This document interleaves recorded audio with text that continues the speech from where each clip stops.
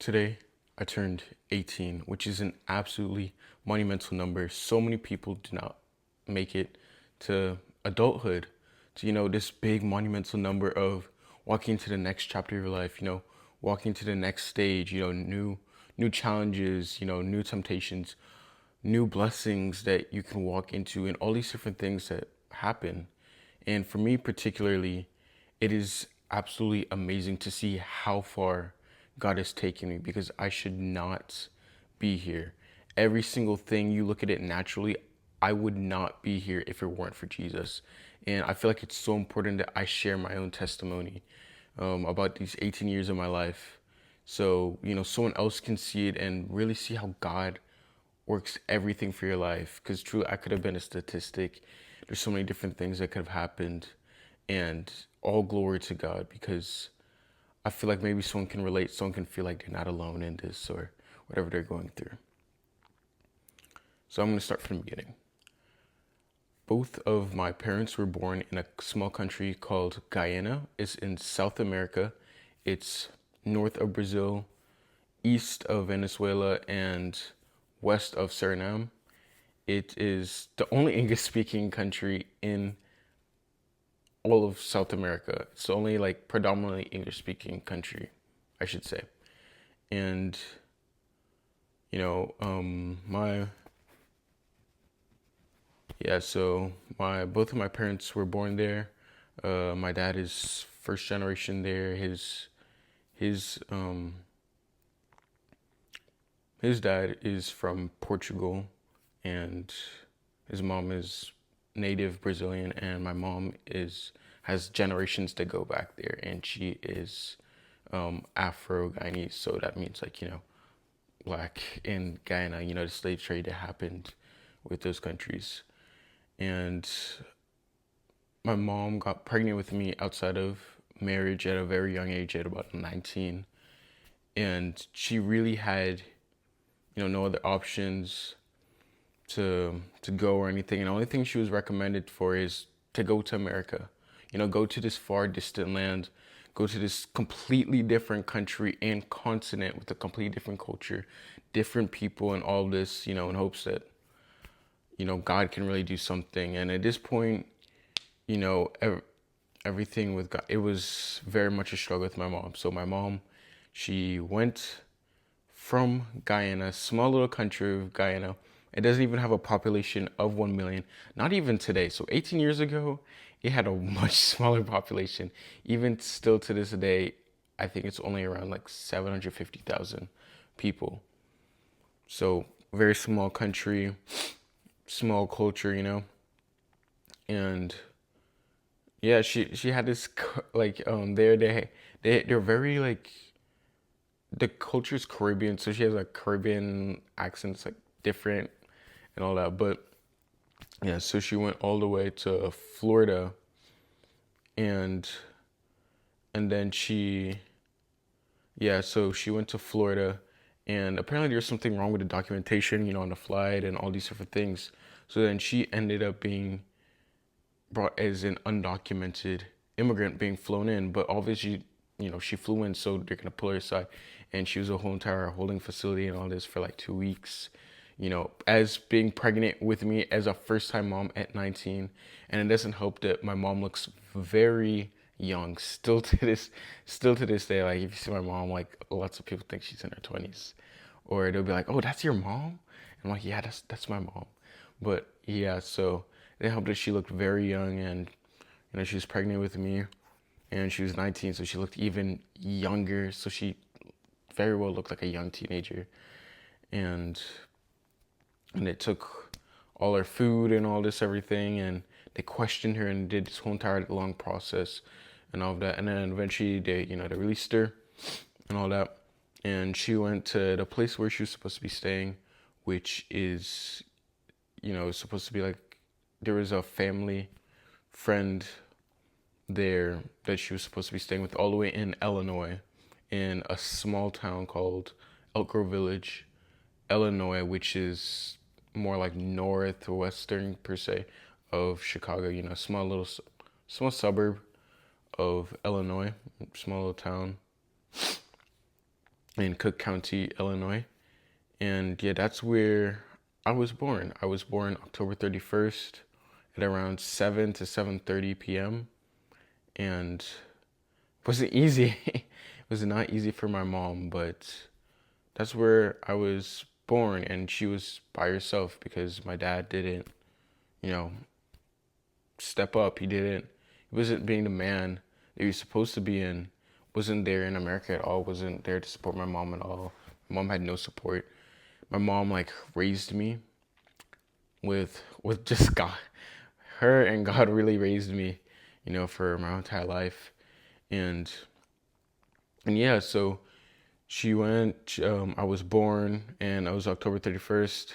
And if you guys do not know, Chicago, the Chicago area, not even just Chicago area, but like Northern Illinois in that particular area, is very, very cold. Like extremely cold.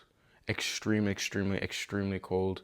Even as early as October 31st, which is completely new to, someone who literally lived in a country right above the equator, so never experienced the cold, never experienced actual seasons before, only experienced, uh, a drier season and a wet season. Like Guyana literally has part of Amazon rainforest. It is literally right above the equator, so completely new. So those challenges, it's not like she had, a bunch of coats and was ready for all this cold. So she did the best she could, take care of me and stay with these people. And unfortunately, these people did not treat her right. They abused her and would do all these different things. And basically, like, it was horrible, like how they treated her and abused her with money and used fear with abusing her, saying, oh, they would take me away, since she was still going through this process of trying to get, documented and everything fixed up. And they'd be like, oh, you're gonna take away, your baby and all that. And, that's very much a thing that she was scared of, because unfortunately, there's so many children that get taken away, so many children of undocumented immigrants and all these things, or people like in the process of, getting everything fully, like, fully in that process, because it's not like she would like just came over and snuck over. That's not the thing. She got processed and all that, and she was everything was being processed. So it was like that, just that period of time. So, my mom obviously didn't understand all of that. So she didn't know her rights or any of that. So they thought really they could just take her away if she didn't do all the cleaning and all this horrible environment they created for her. Basically just made her like a work slave to clean and do all the things that they wanted, by like threatening to take me. And, my mom came this far, and she just loved me so much. She wouldn't, like that would be like every mother's worst thing, to see your child taken away, and then I would potentially be put into like foster care, which is absolutely crazy, because there's so many times I really could have like been put in foster care if something like that happened. And there's several times she was supposed to, everything was supposed to be finalized, that for her to like, stay in America and all that and go to court and all that. But it's just they never let her check the mail or any of this. So it's quite literally abuse. And she was never able to get those important documents and calls and all those things that she was literally supposed to be getting, so everything can be sorted out a lot faster. And it was horrible. And my mom felt completely trapped in that environment. Trapped, imagine you're this young 19-year-old girl, and you have a child, and it doesn't help you look so young. And you have this, like, this baby, and people be like, oh, is that, like, think, oh, it's a sister or a babysitter or things like that. Don't even think you're his mom. And my mom's literally said, like, there are people literally, like, that where she like literally would be like, no, this is my son, stop, don't tell me this is not this is literally my son, I can literally prove. And that's what she had to go through. And yeah, so I spent 2 years in Illinois, 1 year in Elk Grove Village, and then the next year in Chicago, and in that horrible environment. And praise God that my mom was able to build a confidence to be able to leave and flee. She was able to get on Greyhound, and we left to New York. And from there, it was just kind of, seeing who would help and be able to stay with, any family members or family friends that lived in New York. And luckily we were able to, you know, thank God for all of that. And that's where I get all my earliest memories from, living in New York. So when I was about 3, because I can't remember anything that happened in Illinois. I was 2, but in New York, that's when I was 3. Um, yeah, and it was definitely very tough on my mom. It was trying to provide for me, trying to do all these different things, so I could try and so she could at least know that I'm set up good, and that at least that I would be fine, even through everything that is happening. And she could barely afford to do a lot of those different things.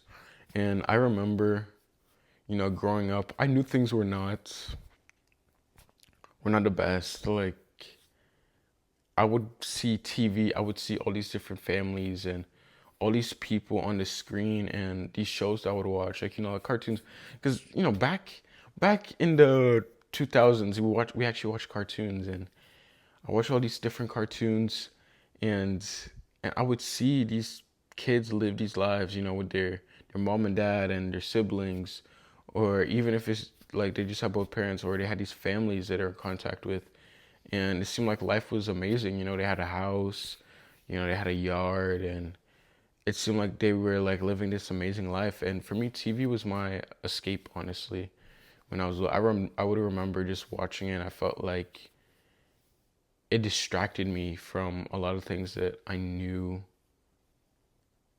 were not perfect, were not the way that they probably should be, or the way that I wish they like. I wish they weren't this way, but TV allowed me to get distracted. So I'd watch all these things, and yeah, I grew up. Cartoons were really my thing, and I didn't really grow up with any kids. So I grew up pretty independent from a young age. I would just only be able to play with myself because my mom, of course, is gonna be busy doing different things. So I learned to just I learned to just talk with myself and talk with my little stuffed animals or whatever. So like do things of that sort because it's just me. And I didn't have any family either. Like all our family lived basically almost all our family lived in South America. So it's just like very few people. And luckily we were able to get and then well no, it came to a point to where my mom really wasn't able to take care and help me the best. So she literally had no other option but to go and send me to South America to stay with my grandma and everyone else there, um, because like there were no other options. Like she really just could not afford to be able to take care of me at that moment. So I got sent to South America with my grandma, my uncle, my aunt, and like all the different family that I have there. And I got to meet all of them at 3, and I spent about 7 months there. And I was really with my grandma, and I'm so grateful for everything she's done and everything she continues to do in my life. I love her so much. Always one of my biggest supporters. and and yeah, she basically I spent 7 months in South America. This little light skinned American kid going all the way to South America and going to some little small country and experiencing all of that, just being in the interior of Guyana because my grandma's a principal, and being able to experience being all around all these other kids. And I gained so much experience and getting to meet all these different people and all these different family members that I actually did not see in person. A lot of them, not all of them, but quite a lot of them I didn't see in person for a very long time. Like I only just now went to back to Guyana earlier this year, during the summer, that my uncle, he paid for my flight to be able to go there, which was absolutely amazing, and I enjoyed it. And to be able to see country after so long, after 15 years, a decade and a half. And yeah, so that's my mom had to send me, and that was absolutely. My mom still says that's literally one of the hardest things she's ever had to do. To send her child, her little baby son away because she literally cannot afford to take care of me. Just knowing you can't afford to take care of your child, and you literally like it's like you can't. It's like what else do you have to do? So to send me to other families so she can be able to, get back up on her feet and be able to get into a better place, get into a better situation, you know? And then, well, I came back and, eventually my mom was able to get married to my ex stepdad. And to me, that was like, when that happened, I felt so happy as a kid because I was like, wow, I actually have a dad, I have I have a dad who like, he cares for me and can do all these different things. And I was just so excited. And I remember I would call him dad and all of that. And, I felt like it was like replacing a little hole, even at a young age, like, filling up a little void that I had for like, I guess, family or like, a big male role in my life. Because no matter what age you think, children are always going to have a need for a male, an older figure in their life. So like I felt like I had one, so we lived in New York. We spent a few years in New York and it felt like things were pretty good. Life wasn't perfect, but it felt like life was such more of a step up. We had a place to live and we actually had food and I was able to watch TV and do all these different things and have my room.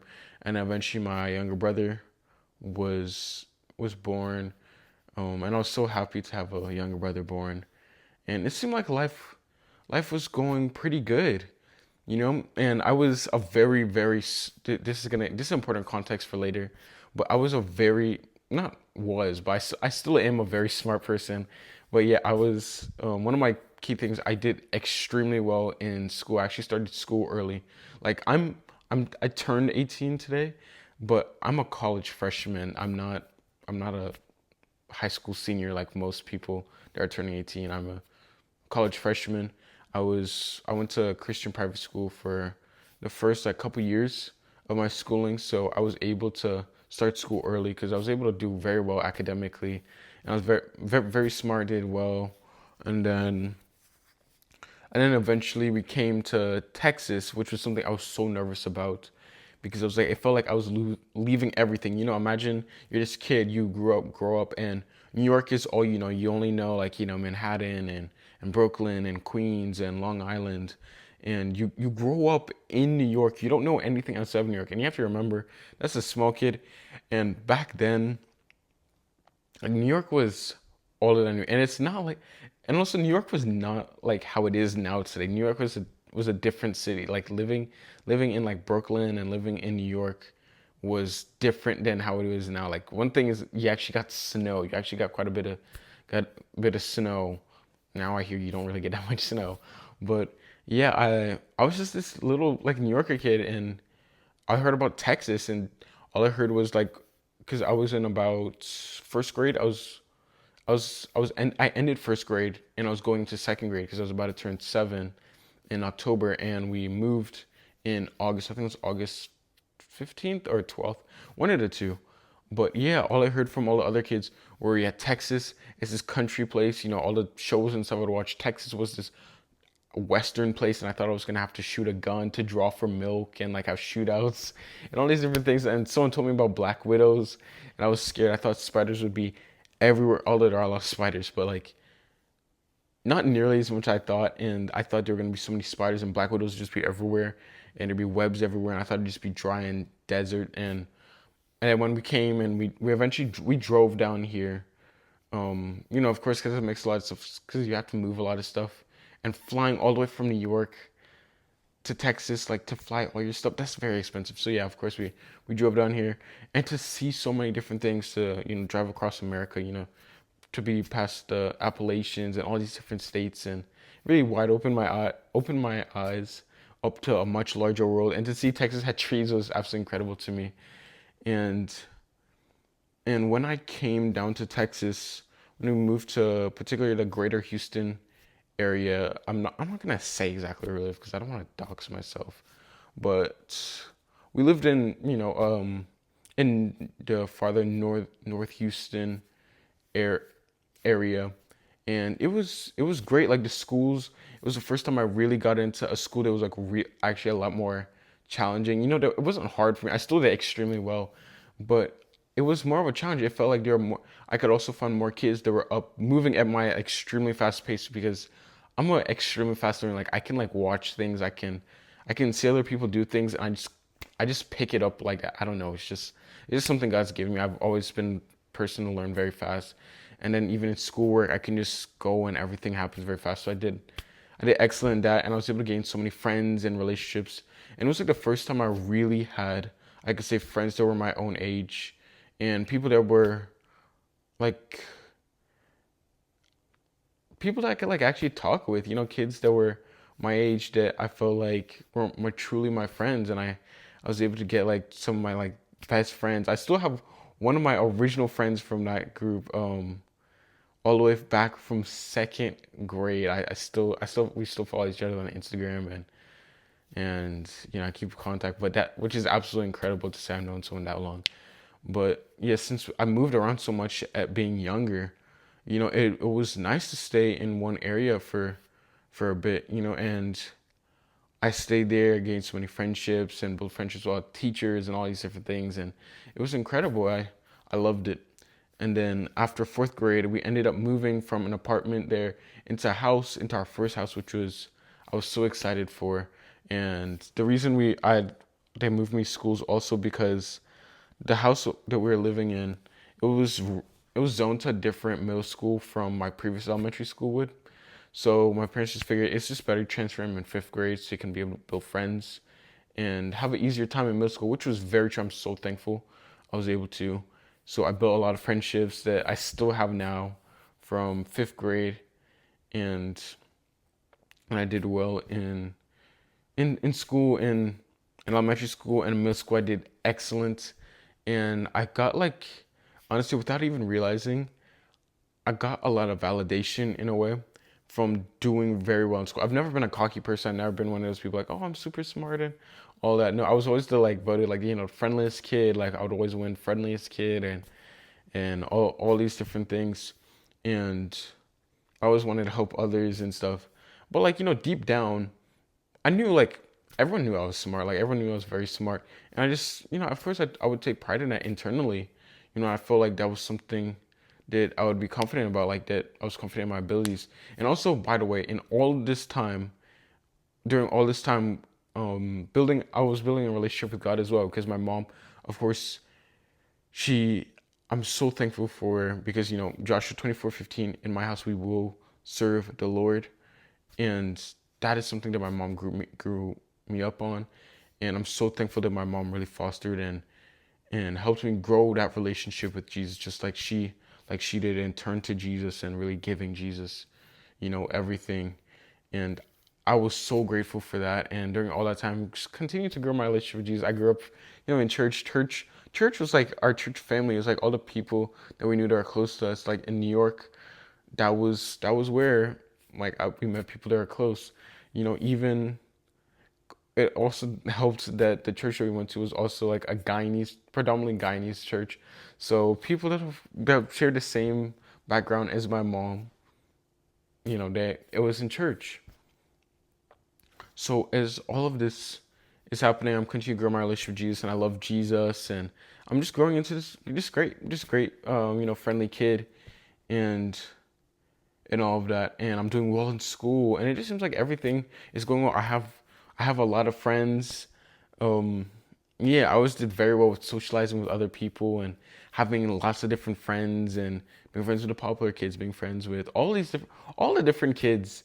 That's kind of just what I grew up on. I was friends with everyone. I was a kid that like people knew. You know, that's what I grew up on. And eventually, what happened was the pandemic happened in 2020, which to me it wasn't really that bad because my stepdad at the time his job allowed him to work from home. It wasn't that bad for us. It just seemed crazy that everything was shut down. At that point, it was weird because I didn't have a phone until ninth grade, so I didn't really have all that to keep in contact with all my friends like that. But I wasn't too worried. I just thought, okay, it was just a longer spring break, whatever. So I was fine. Um, yeah, it was fine. I discovered YouTube, and I was getting to like hobbies of photography, and all of that. And at that point, it felt like even prior to 2020 and 2019, where it started, was through stress in my mom's former relationship, and in 2020, I remember one time there's an argument, and I remember telling myself, I was like, no, they won't divorce. That was something I told myself. And then in 2020, uh, later that year, they told me that they were gonna divorce, and I remember it was exactly 1 week before my birthday. I remember it was a Friday, and I got picked up from school, and I was happy, and that absolutely shocked me. It absolutely crumbled me.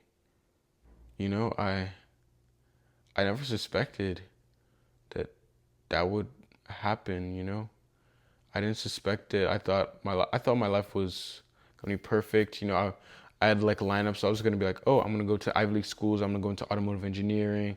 Then I'm gonna do all these different things with science, and I'm gonna get a well-paying job and do well and just really help everyone and just continue to like live a great life.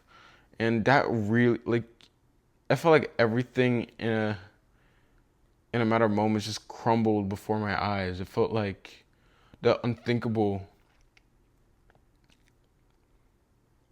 that like it happened. It just happened in a moment. Like you ever like had these moments in life where, and I'm sure you probably have, like everything seems like it's going well, and then it just seems like what just happened? Like just in a snap of a finger, in a blink of an eye, everything crumbles, everything fell down, and yeah, it was just catastrophic to me. Like I couldn't really process it, and especially during 2020, and this that was my first year of high school, and it happened the pandemic, and it's like in your freshman year of high school, in your first year of high school, it's like that's when you need some of the most help. You're trying to navigate life, as guys, you're going through puberty, and you're going through all these different changes as a teenager. You're being exposed to all these things. Now you're in high school, you're hearing all these different things, and now kids are actually doing drugs and drinking alcohol, and you hear all these different things about sex and all these different things. I'm so glad I never got into any of those things, and God kept me protected and covered me with a hedge of protection from all those things. But still, it was just crazy. Like to me, it was just like I thought life was just great. Like I was an amazing violinist.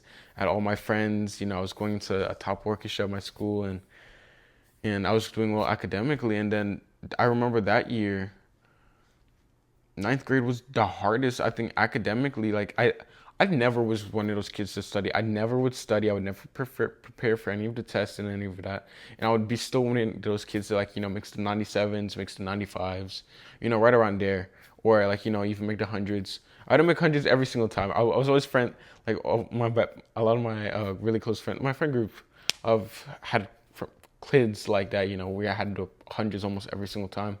But they would study and they'd be like, why don't you study? I'm just like, I don't see a point in studying.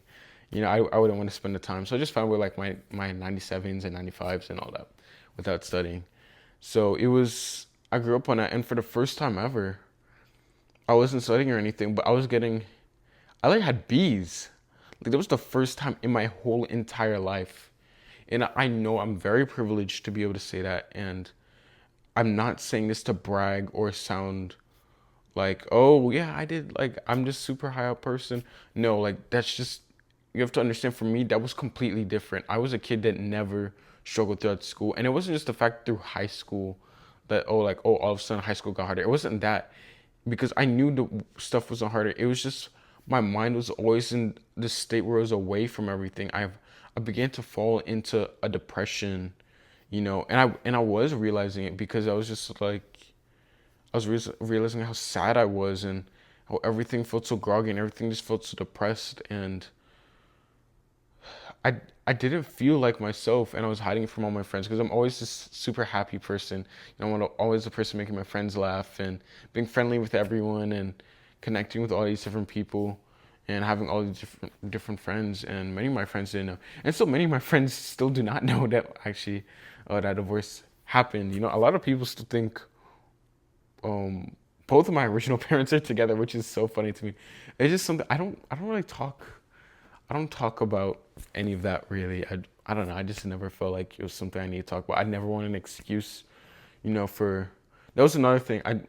I'm not a person you, to ask for help, which isn't necessarily the best thing. I've gotten a lot better with it now, but all growing up, and also at this point, I have three younger siblings, one younger brother and two younger sisters, and yeah, so I grew up naturally being a leader, but then especially when I got younger siblings as well, much later, and my siblings and I all have quite large age gap.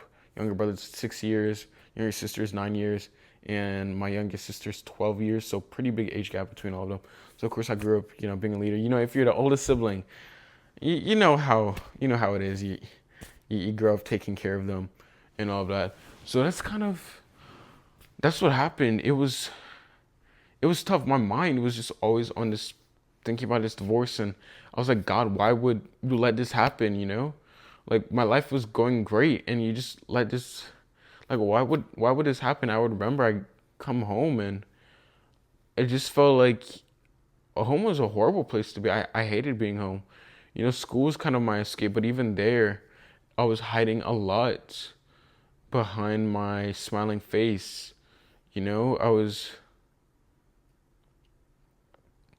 a lot was being hidden. I wasn't sharing my true feelings. And I didn't turn to any of my friends to talk about any of that, and because I felt like so many other people were going through hard stuff. So why would I complain about my parents being divorced? Why would I do all of this? Like, why would I ask for help? I didn't really know at that point. So that was kind of what happened. I fell into a really bad depression, and I remember when I turned 14, my freshman year of high school. That was the first birthday that I ever felt like, oh, I don't know if I like my birthday. And I kind of carried on for a long time. I don't know, my birthday was just never the same. After I never had that same feeling. I feel like this year was the first birthday I've really felt like, it's actually kind of cool to, have a birthday. Even though this year I was pretty stuck on not celebrating my birthday. But, I had a little cake and just got Wingstop for this year. And I was grateful for that. Like, this year's actually been the first normal year. But yeah, that is what happened. You know, um, it was very hard falling into depression, and then I all of a sudden I had all these different thoughts. And I know now that these weren't my own thoughts; these were demons and the devil really telling me to end my own life, to take my own life. To give it all up. That the world would be better off without me. Like, what's the point of living all through this? And I felt like I was going through so much pain, through so much hurt, because all of this, without me realizing, this was all connecting to a former trauma, to a former thing where I felt like because my dad wasn't there, that I had a stepdad, and then now that he literally left and just left us, and then and then the divorce was happening. Like, he left after, like, they announced the divorce, and even before the divorce happened, and just left us. Like,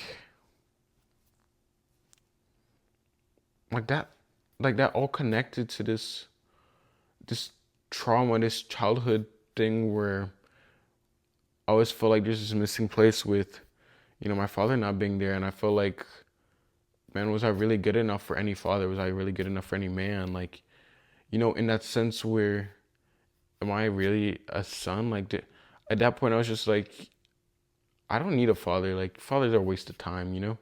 I thought, just, I don't need a male figure in my life. I'm perfectly fine without one. I don't ever want one. I'm not good enough for one.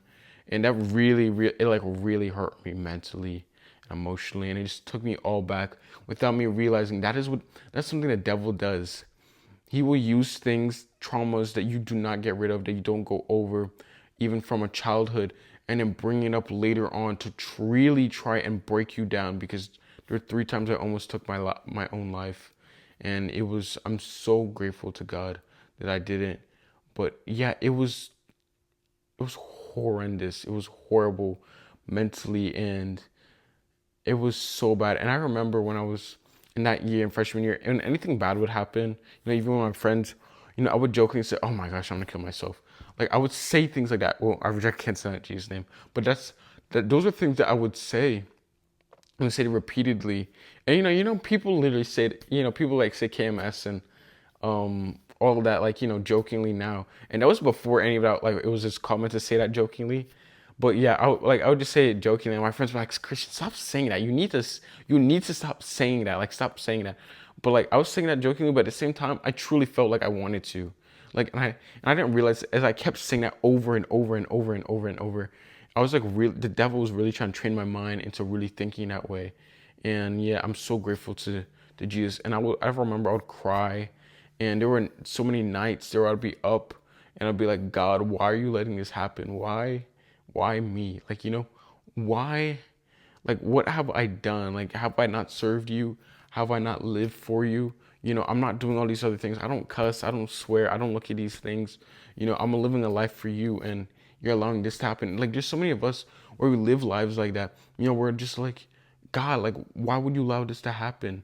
What have I done to you? And it's not like you've done anything to God, but God needs to refine you. He brings up all these things.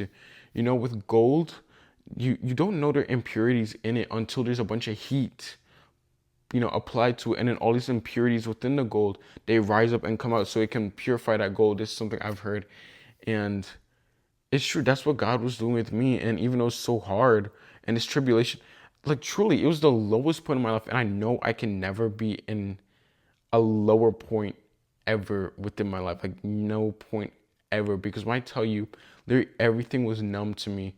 Even unhappy people can have happy moments. This is a song I quoted from NF, and his music also got me through so much. I'm so grateful. Literally one of my favorite artists still to this day, because his music literally got me through so much, and I feel like he was the only person really like relatable to me. And my mom was going through her own hard time as well, so no one could really see what was going on. And I felt like my grades were slipping away. And the thing is, my grades were not. I was never doing bad enough to where I look like a bad student. I was still getting like high B's in classes. So most teachers, I looked like I was doing good. I looked still like I was doing a better than average student. But to me, it was bad. And to my friends, they were just like, "Really? You got like an 88?" Like things like that. And like because it's like they knew me. They knew me for years, and there were only like very small little hints where we could see things like that happening. And it was such a struggle. It was such a struggle mentally, and every single day felt like a fight. And I remember this is the time where I got into filmmaking, photography, and arts, and I got into YouTube as well, and social media, and people like Peter McKinnon helped me with like photography and videography, learning that. Maddie Apoya, Daniel Schiffer. If you're in the filmmaking space and any of that on YouTube, those people, and shout out to them, because you guys all helped me so much, and all the different YouTubers, like even different YouTubers like the Stradman and Marquez Brownlee, like all these different people, they were my escape. I feel like I could relate to them in different aspects because I was interested in cars, like the Stradman. I love tech. I love Since I was little, I wanted to be an inventor and engineer and all these different things. Very smart, very creative, and I feel like Marquez was one of the few people I could relate to with that. And it's like when I discovered like filmmaking, photography, and getting into that because my mom suggested a hobby back in the summer of 2020, and I was getting a lot more into that. It's like people like the filmmaking space, with people like Lizzie Pierce and like Chris Howe, like all those different people. They really and truly helped me so much, and I'm so grateful to each and every single one of them. And I'm telling you right now, like like all you creators, like I don't even want to be teary or anything, but like truly, all you creators, you don't realize how much of an escape you can be for someone's life. You don't realize how you can positively be affecting someone's life, even like friends, especially with guys. You got to check in on your friends, because you don't know, like guys, especially with mental health is such a problem with guys. You know how guys are more likely to end their own lives like 7 times more than women. And I'm not saying that to be like in comparison or anything, but it truly is. Guys do not vocalize. We do not vocalize our feelings a lot, and we need to change that. I was in this very dark place, and this felt like, again, it felt like watching all these things, YouTube. It felt like that was my escape, relating back to how like TV was my escape when I was younger, because I kind of grew out of TV, really. I didn't really watch as much TV. I just like my Marvel stuff really, and I wasn't that much of a TV person. But YouTube and watching all these different YouTubers, they're the people that really helped me. They motivated me. They felt like I could relate to them. They felt like they're almost my friends in a way. And I'm also so grateful to my friends as well, even though I didn't know any of that was going on. Still, just being amazing friends, and I'm just so grateful to each and every single one of them, whether they knew it or not. So I continued to go through this depression. Everything was numb. Everything, like the devil was really just telling me to end myself, end my own life. And I remember I came to a point where I was just crying, and I was like, instead of God asking you why, because I know the story of Job. I know like people went through all these suffering, and you helped them go through so much. I knew these were things, but I was like, I can't imagine God would ever make me go through something so tough, so tough. So I was like, God, what are you trying to show me? Like, what are you trying to show me in this moment? And that's what I began to question. And and every single day where I felt like I wanted to just end it all, every single day I remember God would just tell me, just go one more day, one more day. That's something I always tell people. Tell people even with my own video when I made a video about like for people who felt like ending their own lives, and I said just one more day, just one more day. That's the thing that got me through. If I didn't hear that, if the Holy Spirit didn't tell me each and every single day, then I don't know where I'd be. One more day, just one more day. That's what I kept continuing to be told. That if I can just make it one more day, then I can make it. That I can go through all these different things. I can pass through. I can live, and there'll be light on the other side if I just go one more day. Just continue to go one more day over and over and over and over again. That is what I was told by the Holy Spirit, and I'm so grateful for that. And this is when I got into working out. I was an athletic person before, not the most athletic, but I was still definitely athletic. And I did pretty bad in soccer, but I tried out in the first semester of my freshman year of high school because depression. It made me horrible in like all the other areas I was good in previously, and I got into just working out personally at home, and then soon working out, reading. Self improvement is when I discovered self improvement space. I discovered a lot of that from reading books, like like Atomic Habits when my mom introduced me into that, and watching people like Matt D'Avella. I love you, Matt. Like if you ever watch this video, I'm so thankful for everything you got me through, like with minimalism and self improvement, and that really helped me become the person I am today. All the different people that talk about it, particularly Matt D'Avella, because Peter McKinnon did a video with him, and I watched everything that Peter did. I bought the Peter McKinnon hat and all that, and yeah, he introduced me to that, and I watched the videos. I got into self improvement, and I got into working out, and I was working out consistently. I remember I was working out consistently, and I remember I got abs within like 3 weeks because I already had a slim. Well, I grew up skinny, so I once I started putting on the more muscle, and just working out, I got abs pretty quickly, and I felt so proud. And I was like, once I got those results, I became addicted to working out. Working out was my therapy. Reading books was my therapy because I always grew up reading. Even when I was little, I always grew up reading. Reading was something that I did all the time, and yeah, reading. And then listening to music as well. Music helped me through so much. I listened to a lot of people like NF was really my main artist. I remember I was saying 0.00 like 1% on Spotify listeners because I would listen all the time, and he was really what got me through, through my freshman and sophomore year of high school.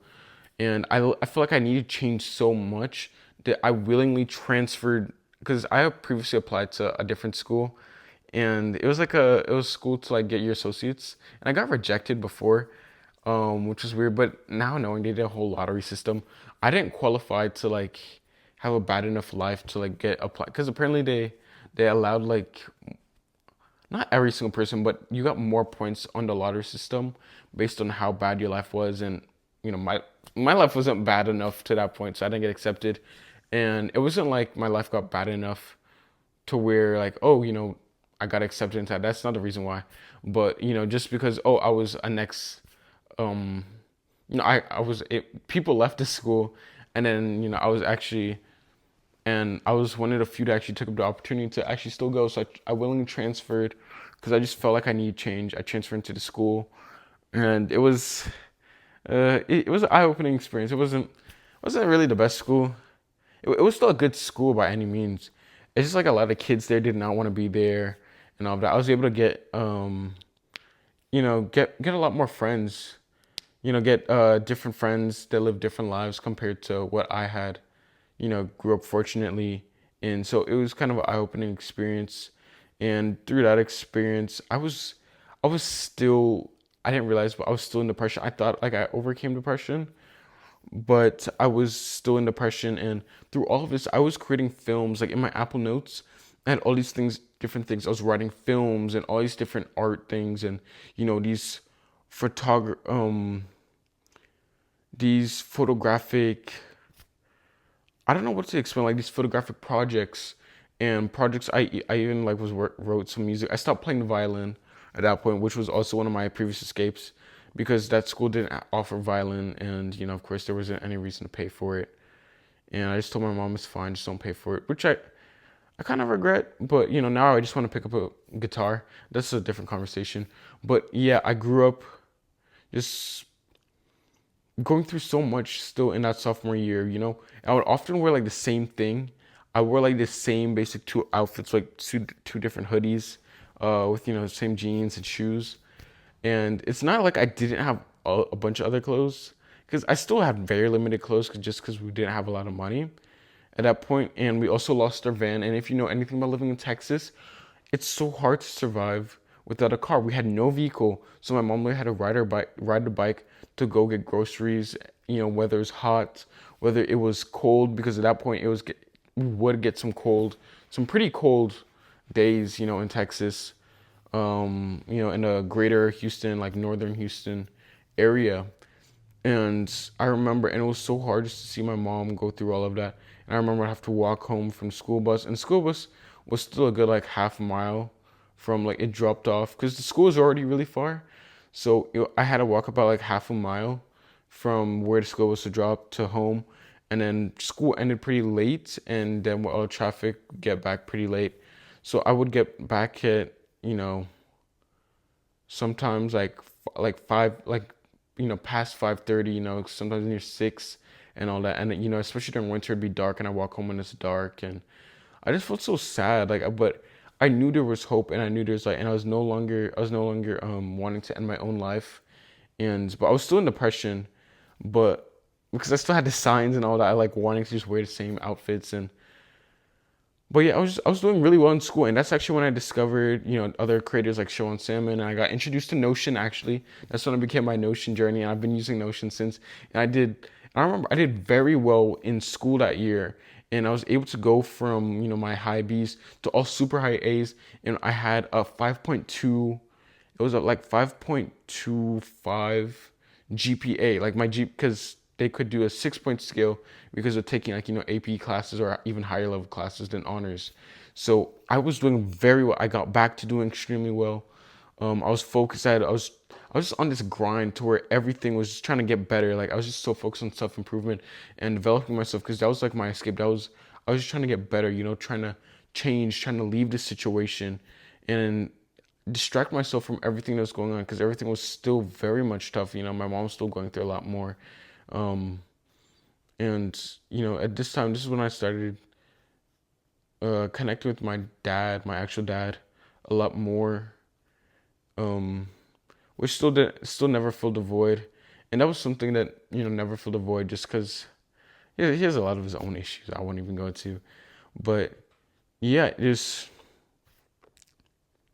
was so focused on, I'd work out twice a day, and I was stuck at the same weight. I would get more cuts and I get stronger, but I was wondering why I wasn't gaining mass. And it's because another sign of depression still was I was not eating. I was not eating enough.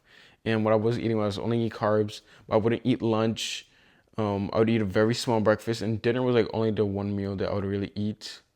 And it was just tough. I became unconfident in myself, and at this point, this is when I was becoming better. I was growing into my own looks, a bit more. I was starting to look better. Don't judge now. Just right now, my face is, I have a lot more fat. I'm on my bulk right now, and but yeah, I was starting to grow out my hair. I grew out my curly hair, and yeah, I remember this was. I felt like I was starting to improve in everything. I was starting to look a bit better. I started getting a little bit more attention from girls. I didn't really grow up like with a ton of attention from girls like middle school or whatever, because I didn't really know how to dress. Like I look back on middle school how I dressed, and I was like, man, that's crazy. But none of us really dressed that good.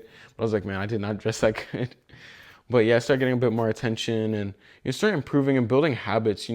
Building habits of reading, focusing and just doing well in school, and everything was just focusing on.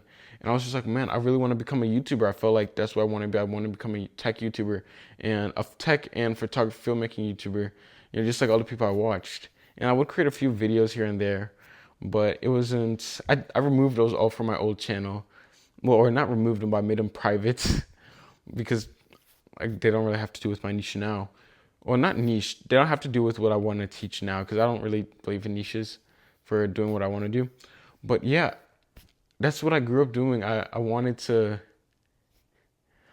do that, so that's what I kept pursuing, and just getting better at photography and building all these different habits. And then now I want to become a photographer. And that was my goal. That was what my dream job was. And eventually, I was able to. We ended up moving because the house needed the previous house that we lived in needed to be sold, because of course it was bought in both their name, both my mom and ex stepdad's name. So we were able to get the money and be able to get that and go rent a place and move into a much better, an even, because we already lived in a pretty good neighborhood, but an even better community. Very, very, very, very affluent community in the way greater North Houston area. And if you like people that live in northern Great Houston area, you know probably where this is. But yeah, we're able to have a place to rent, get a house to rent, which is actually this house that we live in right now, that we're continuing to rent. And I was so grateful for that. And it was like, felt like God was turning around a lot of things. And I feel like I needed a new start. I needed to live in a completely new area. Growing back, even when I was younger, I think because I changed school so many times and where I lived so many times, I feel like I've always, and still continues, I always need to be in a place where I end up moving somewhere else. Like staying in one place for so long actually is kind of unsettling for me. It doesn't feel right. Like I feel like I always need to be in a place where I move every few years.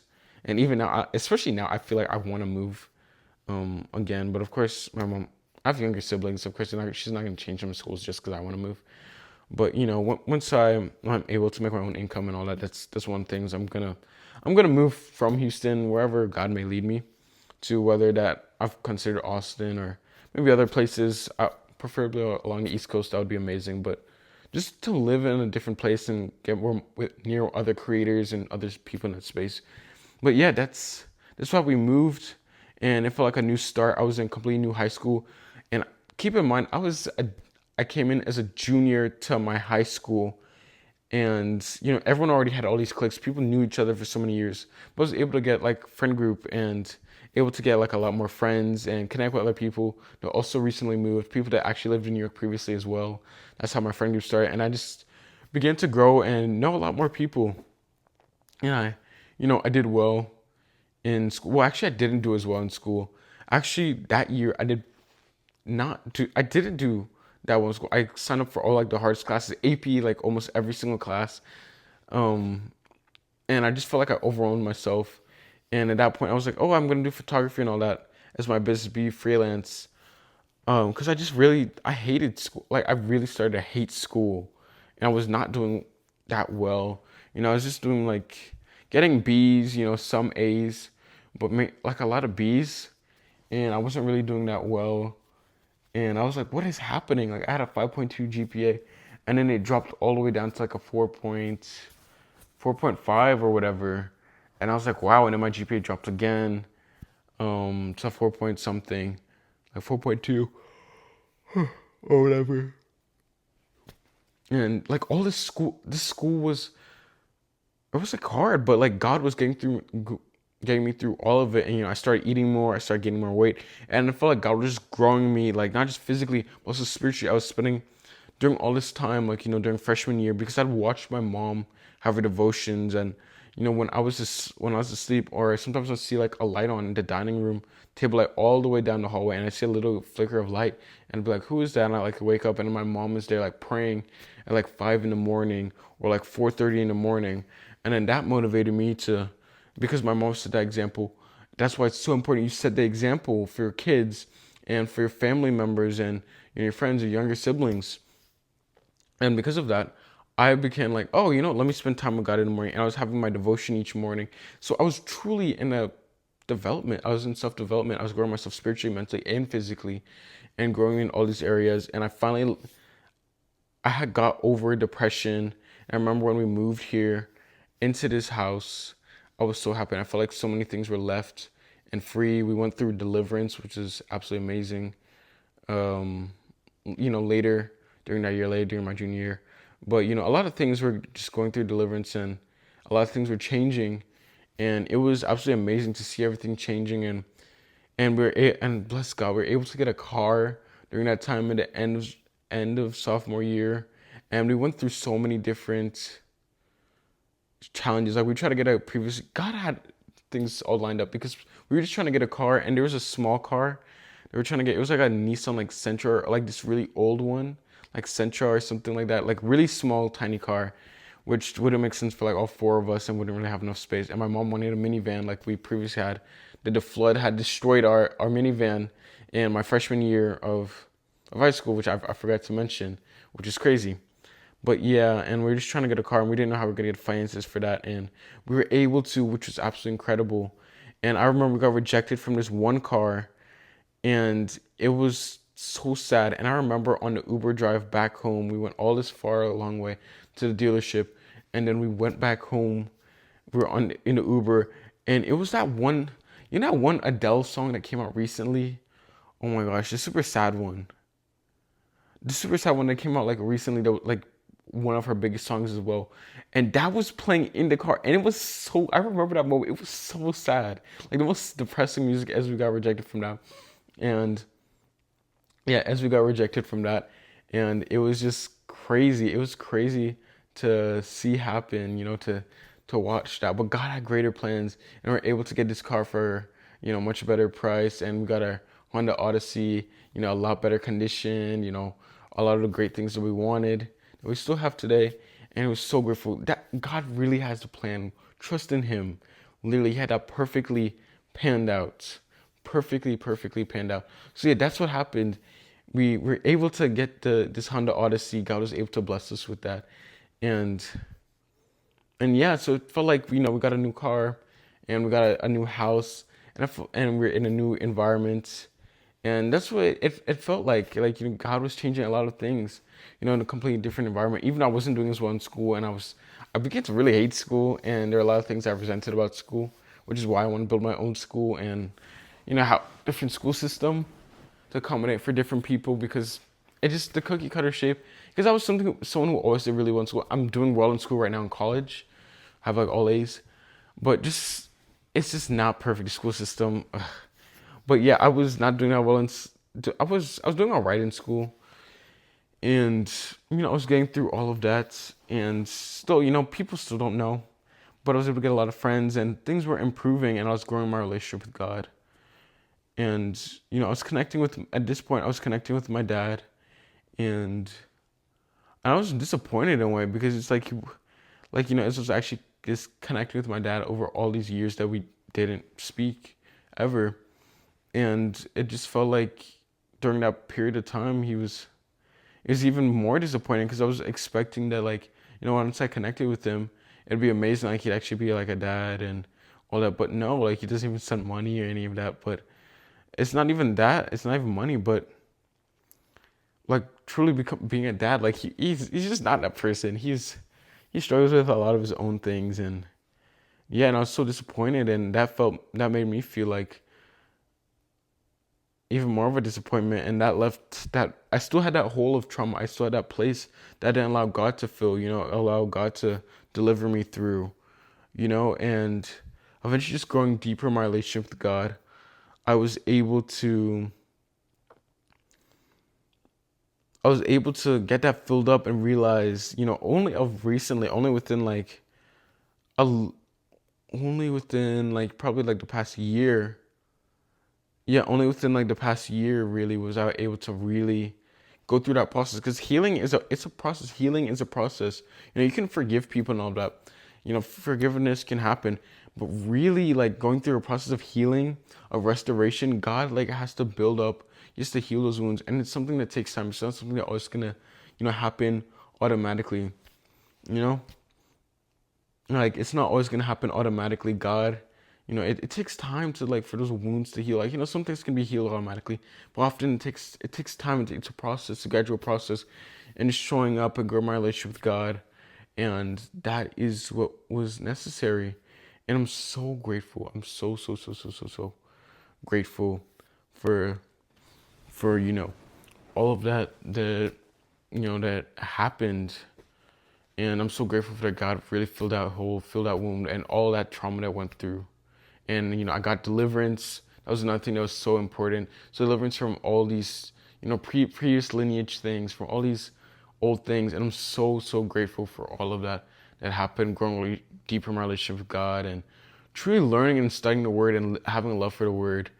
And I remember during this time as well, though, that this is when my hair was growing longer as well, and my face was developing a lot more, and I was starting to get a lot more attention from girls. And this is not something that I got it before, and it wasn't like I wasn't like one of those people like talking with a lot of girls, but like I was just like, oh wow, I didn't really realize that, because I just grew up, I was thinking I was just pretty average, and then like now I was like hearing I was above average and all that. And eventually I ended up liking this one girl, um and she was not a believer, she was not a follower of Christ, and absolutely no hate to her. She has her own separate issues that she had to go through still. But yeah, and I remember telling my mom, and my mom knew, and she was just like, Christian, you should not, because don't be unequally yoked, even when you're dating. And because of course my mom went through two failed relationships, and she exactly knows why it's important to have a strong relationship with God, and why you guys need to be equally yoked, because both of those relationships that didn't work out before was because they weren't believers, because they weren't equally yoked with my mom, who was following Christ. So then, but still I didn't listen to my mom, of course, being stupid, and I ended up liking this girl, and like um starting to kind of date her, whatever. And of course it didn't work. Of course it didn't work out, but it left me like, I don't want to say like it left me like broken or anything, because it didn't. But it really opened my eyes. Like there are a lot of things that I was obviously wasn't able to do. I didn't have a lot of money, so I couldn't, of course, like do dates or whatever. And of course, I was trying to keep it secret from my mom as well. So trying to keep it secret from my mom, of course, I couldn't like hang out with her a lot, only at school. And I remember that, and that was interesting, and just seeing that how it panned out. And of course, I wasn't perfect, but I did really well in that, in that relationship. I was very much, of course, still very much caring person, very much leading person. And it was hard, because I feel like I was going one life, I was trying to go one way in life up, and she was like this whole other way. Like, she didn't believe in Jesus, like conversations, even just like saying how she didn't really believe in love being a thing, how people can't really love each other, like all these different things. And then also we're being into some other like non-godly spiritual stuff later at the end of the relationship, which is when of course I was like, okay, I gotta break up, gotta end this, because she was like when I like started out as my best friend at a point, and then ended up liking each other. But well, yeah, went into a friendship trying to like each other, whatever. But yeah, I was just being irresponsible, of course, in that. Um, yeah, and that was eye opening, going through that experience. And then I remember it was so difficult, and I remember spending less time with God, because during that period of season, for that season of time, for about those like 7 months of that year, and I felt like I was a lot more distracted, because when you end up getting in a relationship, and you're not equally yoked, you're not moving towards God. Like if you're not both moving towards God, then that relationship will literally not work out. It cannot work out because how God brings relationships, He draws you both to Him, so you guys come together, and you, even no matter how much you change, you always have this. It's like you have this third person tethered to where even if you guys aren't connected, you're connected by God, so you're always connected. But if you don't have that, then things change. Like like you're gonna be in different paths, and it's not gonna work out. And it did not work out, and she had a lot of issues and different things, and absolutely no hates, and but it just would not work out. And I remember just breaking that off, and I tried to end it nicely, and well, it did. At least I thought it did. And then she ended up talking crap about me and all these different things after. But it's like whatever. I just moved on. I didn't really care because I'm just like, I'm not gonna talk crap about you. Even though it didn't work out, I was happy that at the time I was just like, I'm not gonna act like it was a bad moment or a bad experience, and you just cared for someone. But it didn't really matter. God really showed me, and after that, God really opened my eyes. He's like, oh yeah, that after leaving that, and it did hurt, but it was fine. Like it didn't really hurt as bad as I thought, because I remember coming back to fully focus on my relationship with God after that, because I was no longer distracted and just really locking with God. And I was so great. I was so grateful for that happening, at the beginning of my senior year, for that relationship to end. And I'm so grateful that I was obedient to God and really brought it up and ended it.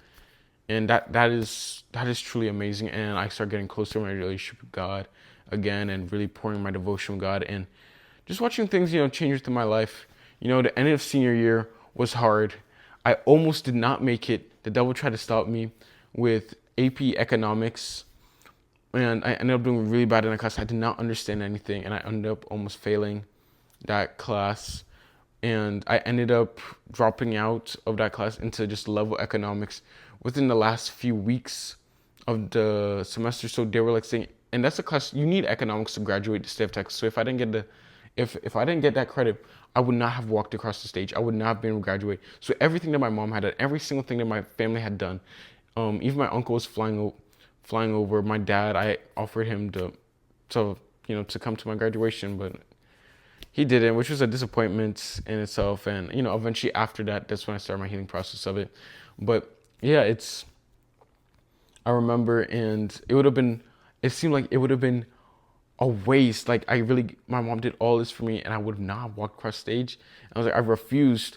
And so I was able to go with my counselor, and I got this online economics, and I finished all of economics, a semester's worth, within, it was about 4 weeks, and I did excellent. Actually, I got an A in that, and I finished all of that within 4 weeks, the whole entire semester's worth, and start from the very beginning. And I'm so thankful to God that I was able to do that, and all glory to Him to be able to do that, because I remember to stay up. I just focused on doing that and finishing the course, and I'm graduating. And I remember my counselor. Shout out to, well, actually, I don't want to dox my school, my previous school where I live, but my counselor, she knows who she is, and I'm so grateful to her. Absolutely amazing. I love her so much, and she really helped me and set me up with that. And I'm so grateful to Jesus that He was able to bring me out of that, and was able to graduate. And I graduated high school, and it was absolutely amazing. And just becoming a man of God that I really want to become, and getting so much clarity on who God told me to be and what I need to do, and what I need with the social media. And I'm going to college, but I'm only doing an associate's degree, and doing only a bachelor's at most through WGU, which is West Governors University, which is the only, so I can finish it within 6 months. Because with social media marketing, that is what I'm going to work, the space I'm working. I want to work for other companies while I build my own brand, so then I can eventually build my own brand. And then, just purely work for that, and work to help the young men, work on this channel, and on my Instagram, my newsletter, and on my actual main channel. And just seeing all of that happen, and seeing God grow me into this young man, grow me into this person of character. I went through all these different things, and all these different hardships, depression, and, parents divorcing, and feeling like everyone left me, and all these different things. But God brought it all for His good, because through all of that, He showed me that He's the person who had me in all of it. He's the person who held it all together. He is the person who brought me through all of it. Every single thing that I thought was gonna kill me, that was out to harm me, he brought it all for my, he turned everything for my good. You know, it's like that one song, it's like, and he turned it for good. You know, you took what the enemy meant for evil and you turned it for good. You turned it for my good. You turned it for my sake. Oh, sorry, I touched the mic. But yeah, you turned it to help me. You turned it to change me, to, you know, you, like, people don't want the squeeze, but they want the juice. They want the product. They want to become this person, but they don't want that squeeze. They don't want all these hardships. So like people saying, oh, they think that, you know, you can't go through hardships and all that. No, I've been through stuff. I've been through depression. I've been through that.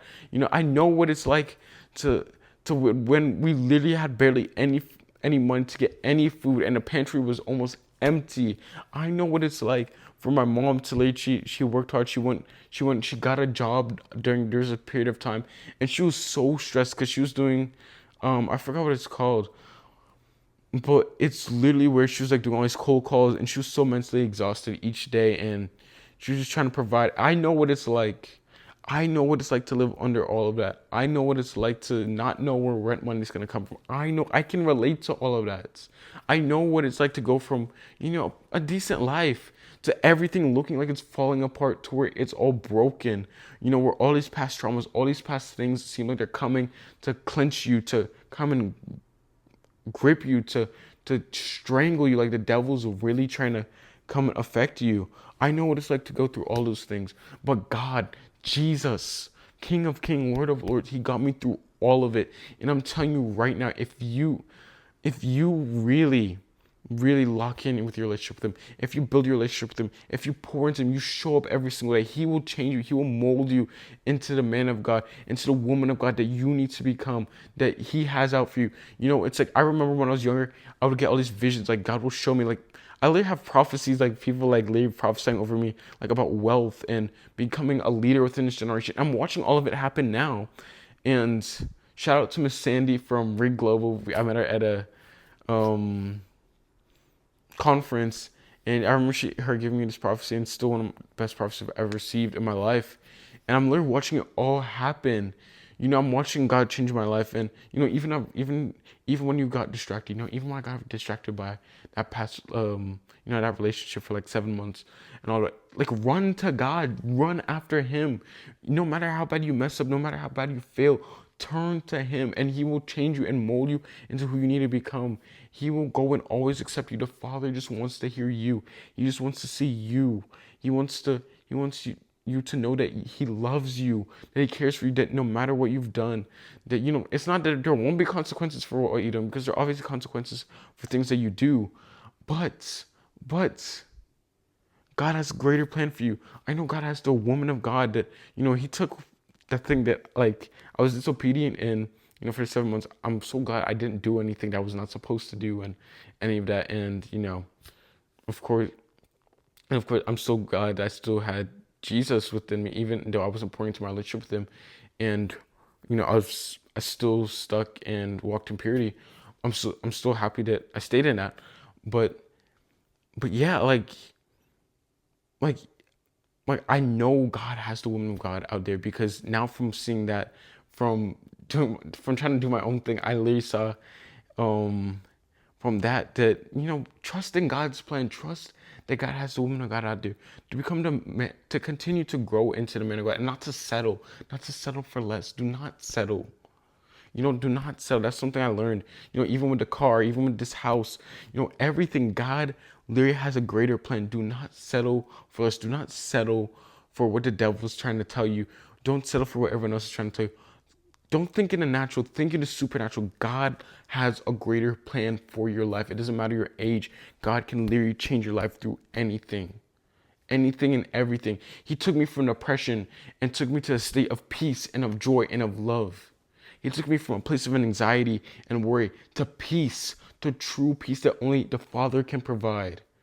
He took me from a place of just always feeling alone, and even with lots of other people, so now I'm growing a community of young men, of growing other people, of helping other people, of, you know, of being like this older friend, being this older brother, you know, being this positive influence, being this leader to other people, to other young men, you know, to young women, to especially young women, because that's especially my goal, but to all different people, to truly bring his word, to spread his word, to spread his gospel, to live a life just for him, live a Christ-like life. And I'm 18 years old now, and my parents, and well, my mom, and my grandma and all my other, and like my uncle, I love my uncle and my aunt and my mom and all the different family members. And I'm so grateful, so grateful to all of them, that how they continue to support me. And they're always like, yeah, you never were a teenager that gave problems. You're always working hard, always stay faithful to God. It's even when you slip up, you always turn to God. And that is something I'm so grateful for. A relationship with God will, I'm telling you, if you're having any doubts, if you feel like you've been lacking a relationship with God, turn to him. It's never too late. It's never too late to end that relationship. End those friendships. Turn to him and truly focus on the Father. He will change your life. Jesus will literally change your life, and everything that you think is broken, he will heal it. One thing I would suggest, you go through deliverance. Find a church where you can go through deliverance, get deliverance, and also watch God heal things within your life. Watch watch Jesus really take all that was broken and turn it into a beautiful masterpiece, turn it into a mosaic. You think you're broken with all these different pieces of glass and all these different things from all these different parts, like a mosaic is made out of all these different broken pieces of glass. They're colorful and everything. So it's like kind of representing like all these different broken parts from all these different areas, from all these different things. And it turns into this beautiful picture. But God takes all of that for your good. For your good. I'm so happy I always grew up with a relationship with God. And I never, left my relationship with God. I always stayed stuck with him. No matter how low I got, I always, even when I wasn't in my daily, focus of my devotion, I still always talked with God and still got convictions from him, and, walked with him, even though I wasn't always perfect, I made mistakes, but I'm so happy. I'm so glad that I stayed constant in my relationship with God, and he really took me through everything.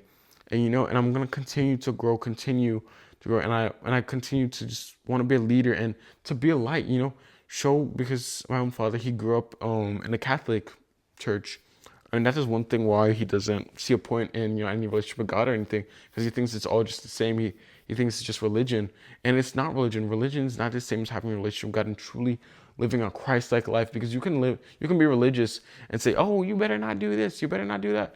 But like when you don't have that relationship with God, you don't know there's thing called grace. There's things called mercy.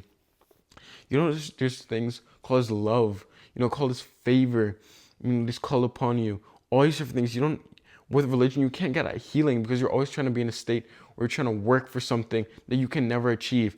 But with that relationship with God, truly following Christ, you know that you can never earn it, and it becomes a point to where you start receiving his blessings, receiving his love, receiving everything that he's called you to receive. And I hope to really connect with my dad's side of the family, the Portuguese and native Brazilian side.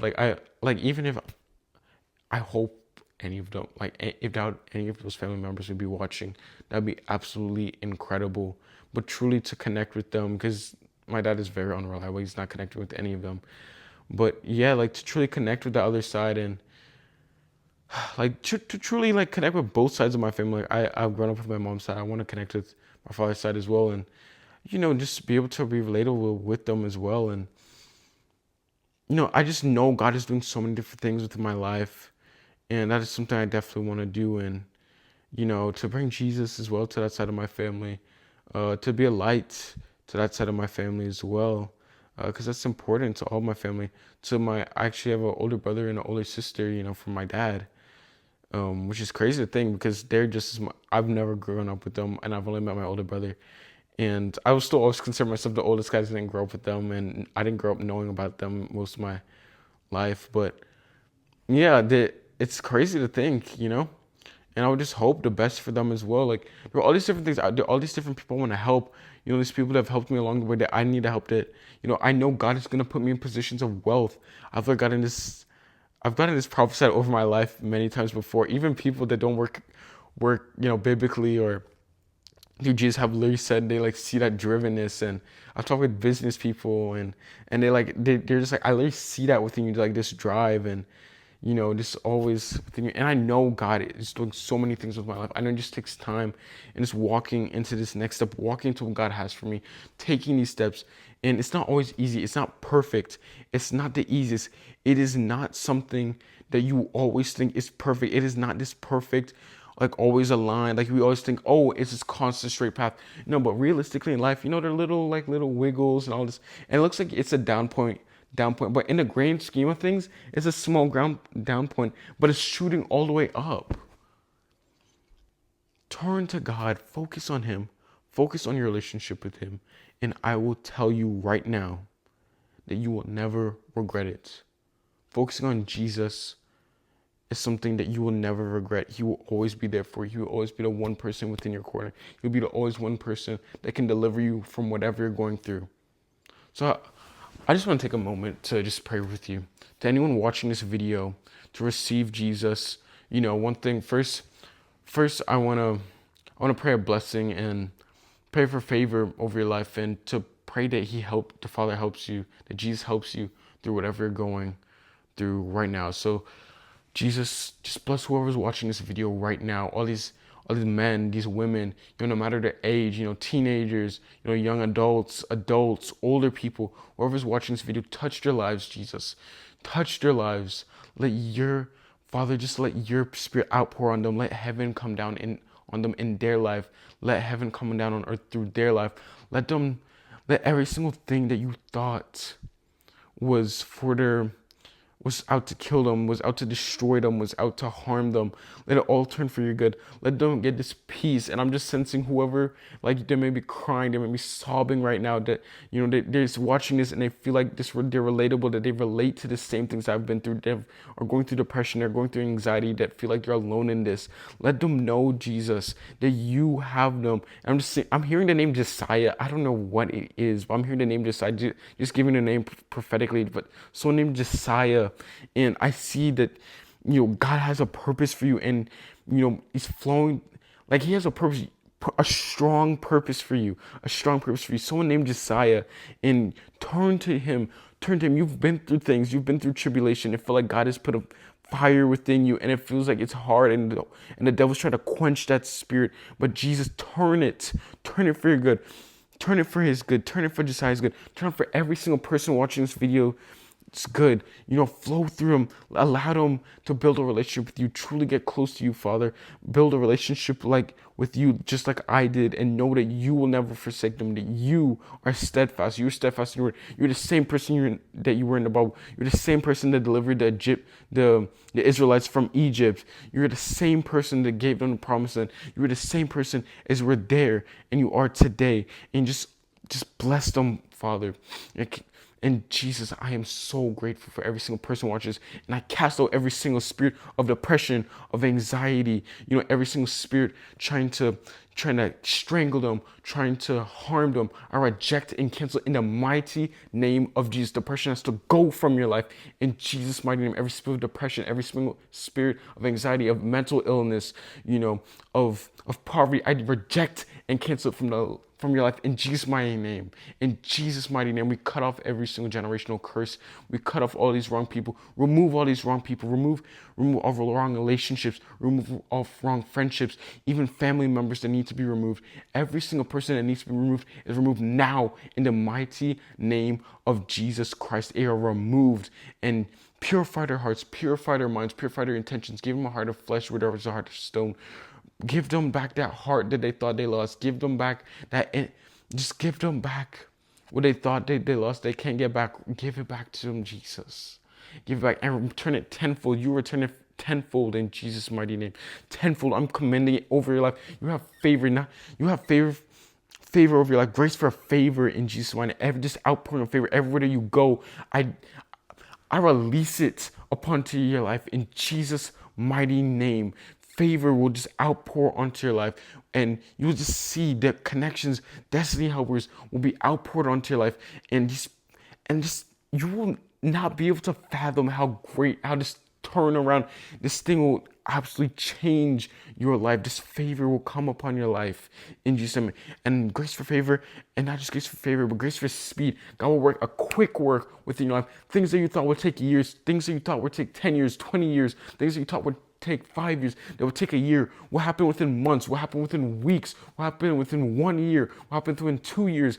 All these different things will happen so fast. God is truly doing a work within these lives of every single person watching this video, every person under the sound of my voice, in Jesus' mighty name, and every single person, every single thing trying to stop this video from being outplayed to them, from them trying to, the devil's trying to stop them from watching this video. I rebuke and cancel in the mighty name of Jesus Christ. In Jesus' mighty name, touch their minds.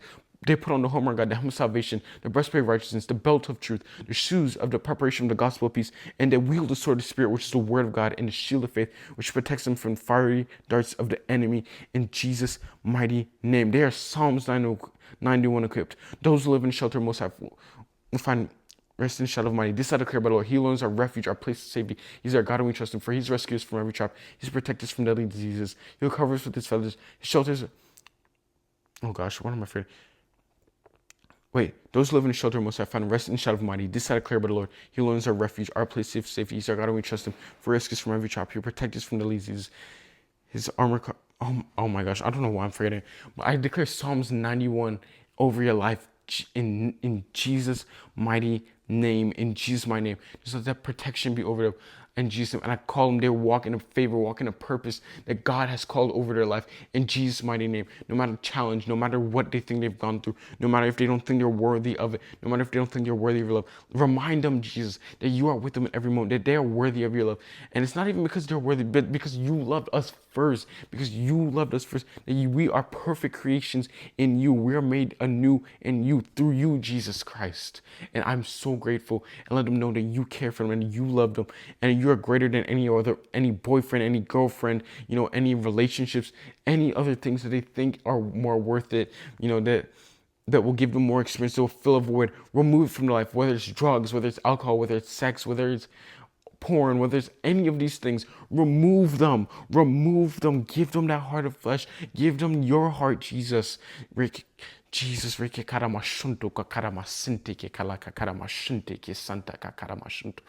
Jesus' mighty name. And I'm grateful, Jesus, that every single person watches this in Jesus' mighty name.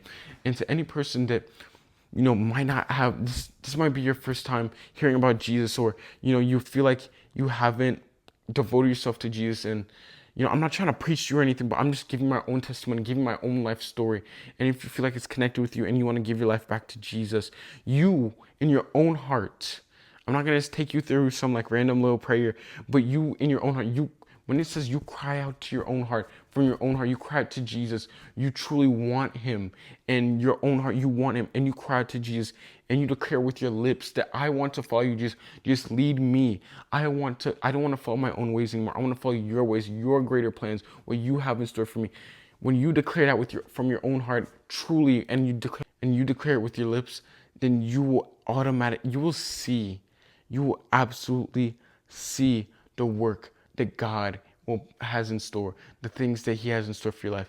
So declare it from your heart, declare it with your lips, and you have to truly want it for yourself. There's nothing that I can do to make you say that will just make God instantly come into your life. You have to want Jesus yourself. You have to seek him for yourself. You have to read your word. I would suggest you read the New Testament. Start with like books like Matthew. Start with like I would definitely recommend, Matthew, read the stories of him, read through the Bible and truly get yourself in a Bible-based church. I would recommend, I have an online church, and it's 2819 Church. I would recommend you watch messages from Pastor Philip Anthony Mitchell, and, watch his messages, and they're very relatable. He's very open about, how he went through depression, how he went through, almost ending his own life. Watch those videos, really experience that, and watch and watch Jesus truly change your life for the better. Watch him change your life for the better as you turn your life to him. So just say, Jesus, I accept you into my heart. I want you. I'm done. I am done seeking my own life, seeking my own way, trying to figure out everything my own path. But I turn to you. I turn to your own way, your greater way, what you have in store for me, your purpose, your plans that you have to prosper me, plans to prosper me and not to harm me, to give me hope and a future. Jeremiah 29:11. And I declare over my life, and I surrender my life fully over to you. Every other thing, it is of the past. Declare it is of the past. Father, it is of the past, and I fully surrender my life over to you in Jesus' mighty name. Accept you. I surrender it all to you. My heart is all yours. My life is all yours. I give it all to you. And I repent, Lord. I repent for every sin I may have thought, said, or done, and I repent for my own life. I turn back to you, Jesus, or I turn to you in Jesus' mighty name. Amen. And every single person watches this video, I hope you accept Jesus and you watch. And I hope this testimony changes your life. You know, everything, every single struggle, every single challenge that I've been through, God brought me through all of it and made me the person that I can relate to different people. I can be able to relate to you, relate to all these different people. You know, God has allowed things to happen so you can be able to carry that testimony, so that you can be able to relate to others who might be going through that same situation, and you can turn those to his kingdom to serve him. So I'm so grateful. I love each and every single one of you. Be empowered, walk in faith. Subscribe to this channel. If you made it this far, you might as well subscribe to this channel to watch all the other videos. You know, subscribe. You know, you can watch this video right here. You can subscribe to my newsletter as well that I put out every single Friday at 9 a.m. And I am just so grateful for each and every single one of you. God bless. Jesus loves you. And bye-bye. Watch this video right here.